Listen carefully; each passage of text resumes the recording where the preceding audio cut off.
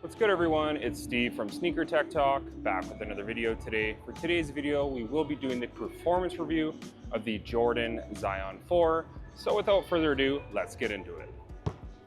All right, so first things first, we do have the translucent outsole with the multi-directional traction pattern. How this performs on clean floors is really nice. On dirty floors, it does struggle a bit because the outsole is translucent, so it does pick up quite a bit of dust. You're gonna have to be wiping on dirty floors. Clean floors, it'll be good to go on all your movements. I don't know if I'd bring these outdoors because they are pretty shallow as far as the grooves go, and there's not much feedback as well. That is another thing I did want to mention, is there's not much feedback when it comes to having any sort of squeak. Maybe a minor squeak, but really nothing crazy at all. So I enjoyed the traction because I typically play on cleaner floors, but I did take these to a dirty floor and they did struggle a bit where I was wiping more often than I'd like. So as far as the traction goes, I would have to give these a decent 8 out of 10. Now, as far as the cushion goes, that's where they did change things up again. Last year they had a drop in midsole. This year they have the exact same, but it is Cushlon 3.0. So it's kind of reminiscent of the GT Cut 3 in my opinion. So the drop in midsole itself is very plush and nice underfoot. It is very thin, however. That is one thing I did want to mention. It's not overly thick. And then underneath that, they have brought back full length Zoom Strobel. It is great underfoot, very plush and just enjoyable to the point where I love this cushioning setup. I will mention it is a little bit clunky from heel to toe because the midsole is pretty much fully caged from the outsole. The rubber wraps up. But other than that, I do really enjoy the cushion setup, especially once the drop in midsole does break in. It takes a little bit of time to break in, but once it's broken in, that full-length Zoom Strobel, it's still undefeated, man. They should be putting that in all of the Kobe's. It's just so nice underfoot. So whether you're a big positions 1 through 5, I do think you will enjoy this cushioning setup because that Zoom Strobel is amazing underfoot. So for me, I'm gonna have to give the cushioning a very solid 9 out of 10. Now, as far as the fit goes in the Jordan Zion 4, it's not quite as narrow as last year. Last year was like suffocating on foot in my true to size 10.5.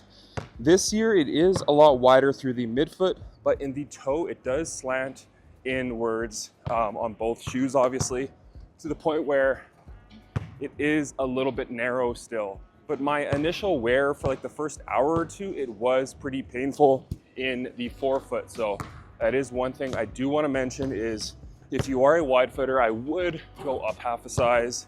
One thing I will mention is there is a ton of padding around the Achilles and on the tongue, so that does add some really nice comfort right off the bat as far as kind of around your foot.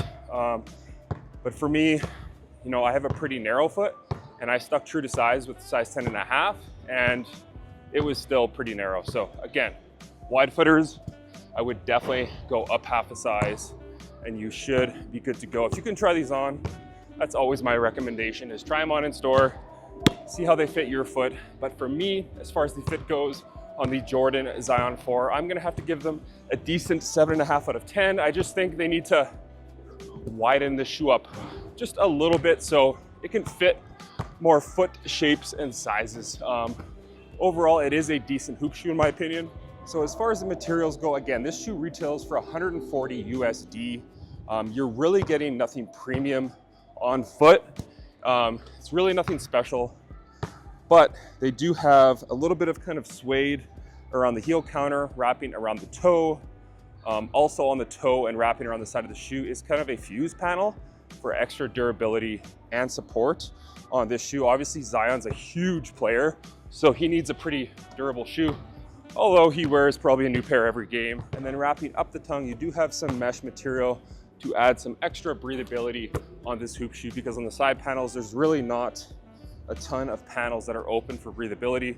So that is one thing I will mention. It is a little bit more of a hot shoe when you're hooping in this shoe.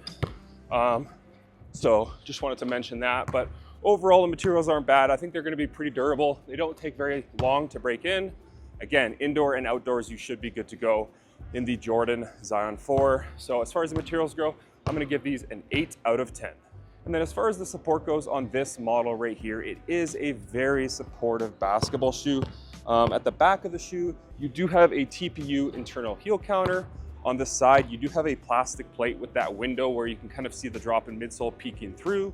The shoe does have a wide and stable base, and honestly, it's just a very supportive basketball shoe. It does kind of have an outrigger that does flare out on the side near the toe. And then I don't think this shoe has a shank plate because you can kind of see right through the outsole. And when you pop the insole out, it does have full-length zoom strobe. I don't think the lack of a shank plate is going to be an issue with this shoe because once your foot's in the shoe with the drop-in midsole, the full-length zoom strobe, and the outsole being very thick, I don't think you're going to have any issues. The shoe doesn't contort in any which way where it's going to cause any issues for the player. So obviously Zion's a huge player, like 270 pounds. For me, I didn't have any issues with the shoe. I've spent around 8 hours in this shoe thus far, and overall it's pretty enjoyable as far as the support goes. So I'm gonna have to give the support a pretty solid 9 out of 10. So that's gonna do it for today's performance review on the Jordan Zion 4. Sound off in the comments what you think of his newest hoop shoe with Jordan brand. You know, for me, I think the aesthetics are pretty plain. However, I do think the price point is awesome for what you're getting within this shoe as far as the cushioning goes. Again, a drop-in midsole with that full-length zoom strobe. The Cushlon 3.0 is awesome underfoot. You just get a ton of cushioning for those crash pad landings. With this setup, it's awesome in my opinion.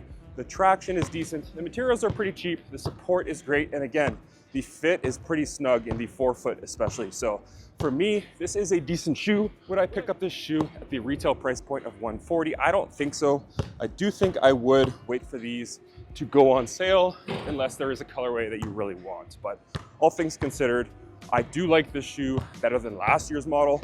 Last year's model was impossible to wear for me, just too narrow, even a half size up. But as always, if you guys could like, comment, and subscribe, that would definitely help this channel a ton.